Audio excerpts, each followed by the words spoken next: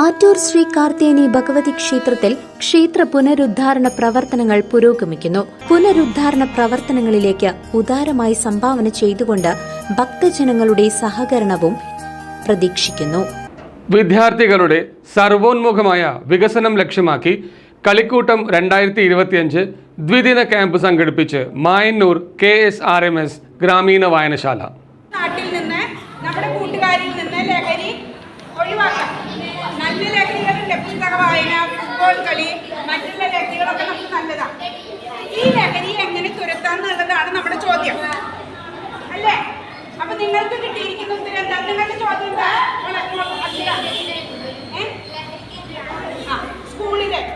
School തലത്തിൽ നമുക്ക് ലഹരിക്കെതിരെ എങ്ങനെ ഒരു പ്രവർത്തനം ചെയ്യാം? ടീച്ചർമാരുടെ സപ്പോർട്ടോടുകൂടി, മറ്റുള്ളവരുടെ സപ്പോർട്ടോടുകൂടി ഒരു സ്കൂളിൽ എങ്ങനെ ഒരു ലഹരിക്കെതിരെ പ്രവർത്തിക്കാം? ഐഡിയ ഒരാശയം നിങ്ങൾ എക്സ്പ്ലിറ്റ് ആക്കാം. സംഭാഷണമാവാം, സംഭാഷണം ഇല്ലാതാവാം.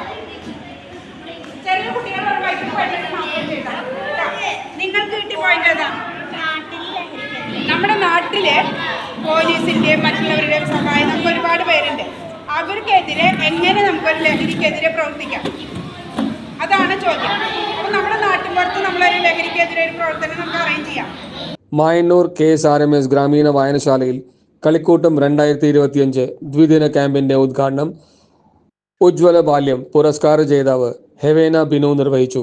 വായനശാല പ്രസിഡന്റ് T വസന്തകുമാരി ടീച്ചർ അധ്യക്ഷയായിരുന്നു. വായനശാല secretary V Bindu teacher, Balavedi president VM Praveen തുടങ്ങിയവർ സംസാരിച്ചു. ഒന്നാം ദിവസം ശാസ്ത്ര പരീക്ഷണങ്ങൾ, ബോധവൽക്കരണ ക്ലാസ്, ഭാഷാ കേളികൾ, സ്കിറ്റ് അവതരണങ്ങൾ എന്നിവ നടന്നു. സോമൻ കാര്യാട്ട്, അംബിക സോമൻ, MP പ്രേമ എന്നിവരാണ് ക്ലാസുകൾ നയിച്ചത്. രണ്ടാം ദിവസം ഗണിതം മധുരം, ഗണിതം നിത്യജീവിതത്തിൽ, ഗണിത കേളികൾ വിഷയത്തിൽ റിട്ടയർഡ് AEO ബഷീർ ക്ലാസ് നയിച്ചു. സയൻസ് ആൻഡ് അഡ്വാൻസ്ഡ് ടെക്നോളജി എന്ന വിഷയത്തിൽ ഗവൺമെന്റ് ചിറ്റൂർ കോളേജിലെ KA സുരേഷ് കുമാർ ക്ലാസ് നയിച്ചു. തുള്ളലിനെ ആസ്പദമാക്കിയുള്ള അഭിനയ കളരി ദീപ്തി മായന്നൂർ നയിച്ചു. 2 ദിവസങ്ങളിലും വിദ്യാർത്ഥികൾ വൈവിധ്യങ്ങളായ കലാ അവതരണങ്ങളും സംഘടിപ്പിച്ചു.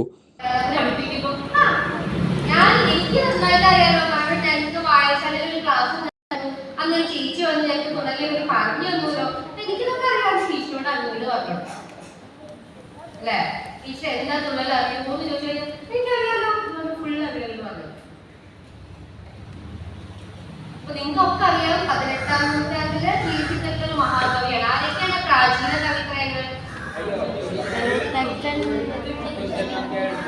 ചെറുശ്ശേരി കുഞ്ചൻനമ്പ്യാര്. എഴുത്തച്ഛനാണ് മലയാള ഭാഷയുടെ പിതാവ്. കുഞ്ചൻനമ്പ്യാരുടെ പ്രത്യേകത എന്താ? അദ്ദേഹമാണ് തുള്ളൽ എന്നൊരു കലയുടെ ഉപജ്ഞാതാവ്. ചെറുശ്ശേരിയോ?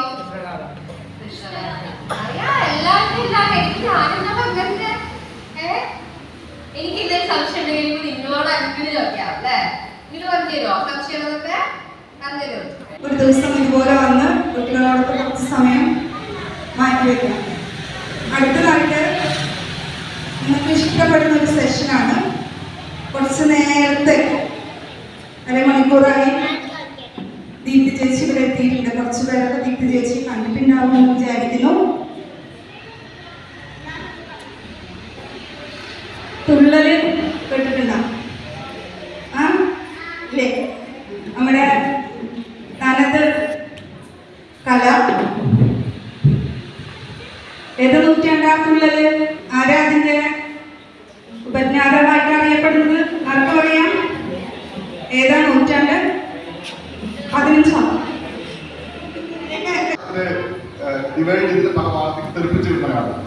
ഇതാണ് നമുക്ക് നേരെ കാണാൻ. ഇനി പ്രപഞ്ചത്തിലുള്ള എല്ലാ വസ്തുക്കളും ഉരുണ്ടിട്ടാണ്. ചതുരത്തിലുള്ള വസ്തുക്കളുണ്ടോ? ട്രയാങ്കിൾ ഷേപ്പുള്ള വസ്തുക്കളുണ്ടോ? ക്യൂബിക്കൽ ഷേപ്പുള്ള എല്ലാം ഉരുണ്ടോണ്ടിരിക്കാൻ കാരണമുണ്ട്. എല്ലാം അങ്ങനെ ഉരുണ്ടോണ്ടായിരിക്കും. എന്താ ഉരുണ്ടിരിക്കാൻ കാരണം? ഭൂമി ഉരുണ്ടതാണ്. ഭൂമിയുടെ ഷേപ്പ് എക്സാക്ട് സ്ഫെറിക്കൽ ഷേപ്പാണ്. എന്താ എക്സാക്ട് ടെക്നിക്കൽ ടൈം എന്താ? ജിയോയിഡ് മീൻസ് അതിന്റെ സർക്കിളിംഗ് പാത്താണ്. CCV news Kondazhy.